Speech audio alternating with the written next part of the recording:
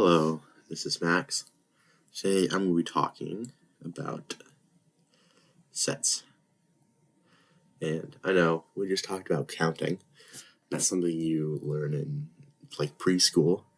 And sets are something that I learned learning post high school stuff. So it's a bit of a jump, but I love sets. I think they're cool. And they're not that complicated, you know? I mean, they can be.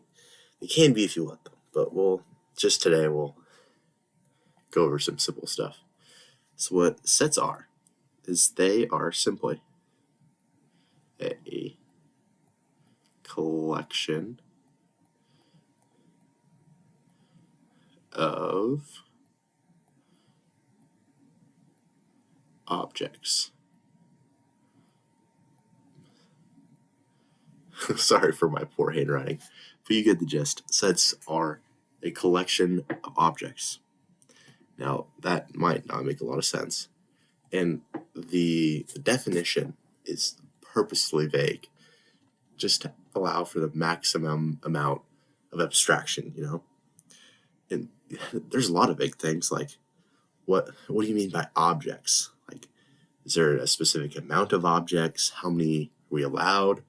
It's not specified, and it doesn't really need to be. An example of a set.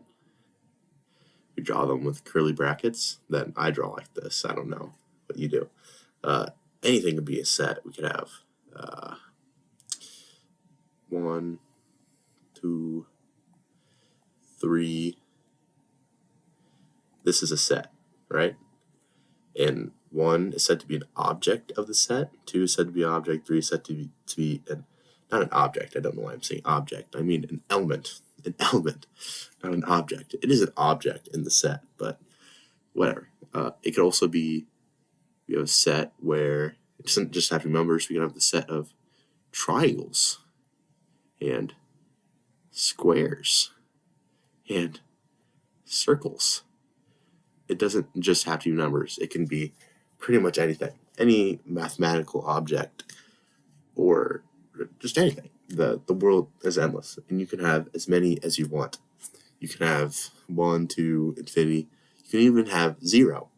That's a specific case we call the empty set, right? Like that. There's nothing there. Or like that.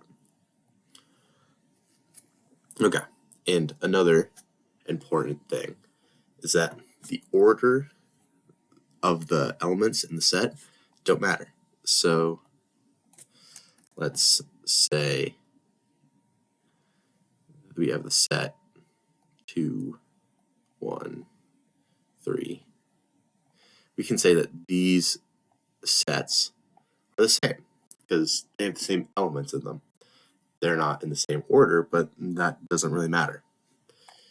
One more important thing about sets is that you were not allowed to have duplicates.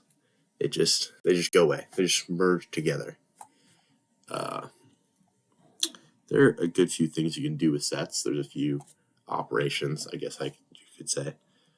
For this, let's get a few example sets. Let's draw better curly brackets in that. Let's say the set 1, 2 equals A, and our set 2, 3 is going to be B. Okay, our first sort of operation will be a union, drawn as this. It's a big U.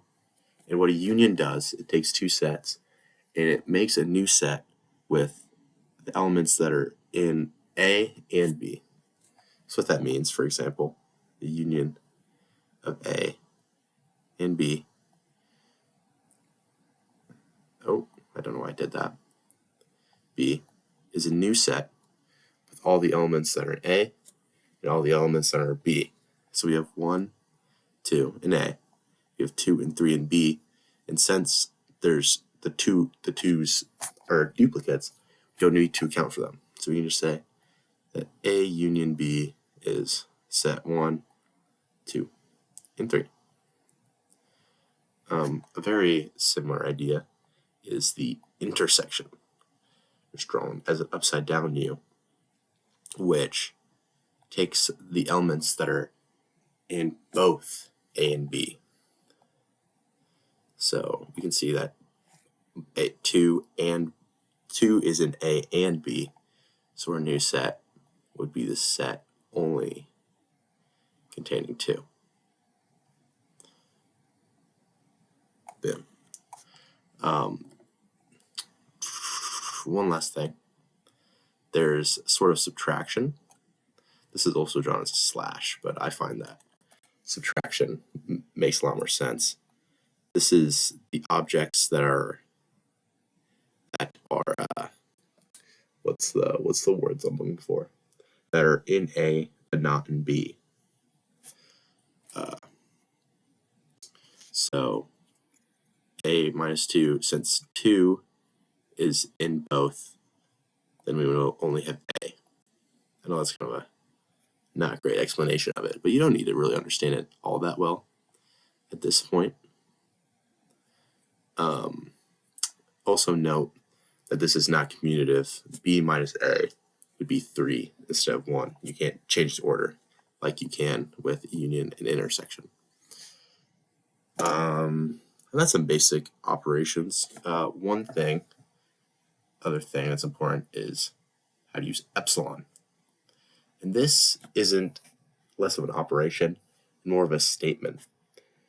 It essentially means is in, or is an element of. So we can say that 1 is an element of A because it's in that set. We can also use it as a negation sort of thing. That 3 is not an element of A. Pretty simple stuff.